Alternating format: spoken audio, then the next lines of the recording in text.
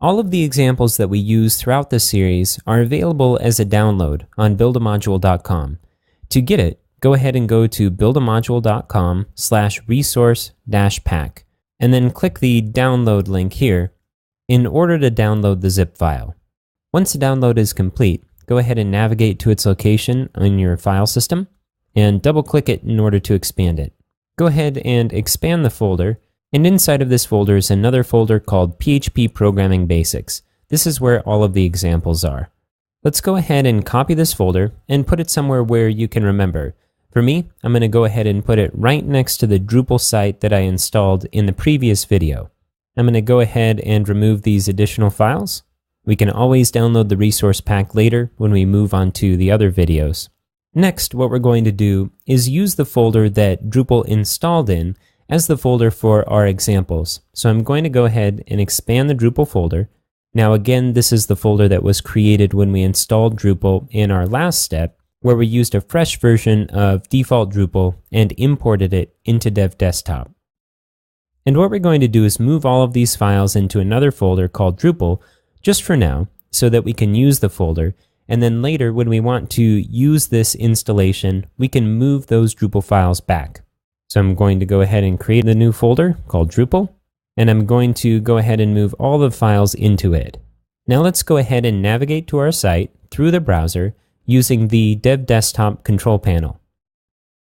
Now on this control panel, if we click Go to My Site, we would go to that first site that was created when we installed Dev Desktop initially.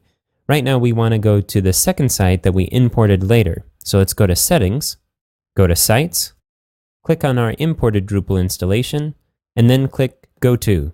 Now this page might look a little strange at first, but what it is an index page. In Apache, whenever it goes to a folder where there are files or folders within that folder, it will show this default index page. Right now there's just one folder in it called Drupal. We can override this page by creating an index.html or an index.php file inside of this folder. For now, what we're going to do is add an example file to this folder that we can use to progressively work through some of the introductory examples.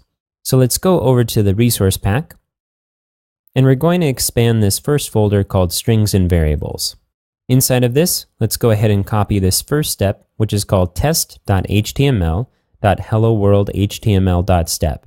Now the convention we're using for these files is we're adding a .step at the end so that it's easy to configure your text editor to format this file how you'd like. If that doesn't make any sense, don't worry about it. And then the files are numbered sequentially so you can see which steps are first, and so you can easily sort these files by order. The first part of the file name is the actual name of the file, so in this case it's test.html, and then that's followed by a short description of this file. So in this case we are creating an HTML version of Hello World. So let's go ahead and copy this file, and then jump over to our scripts directory, and we'll go ahead and paste it in. Then we'll rename it test.html. Okay, now let's jump back to the browser and refresh the index here.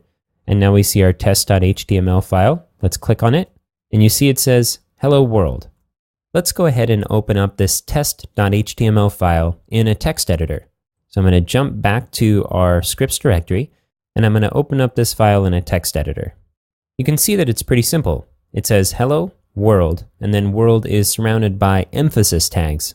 So if this is your first time dealing with creating web pages and working with HTML and PHP code, congratulations, because you just built your first web page.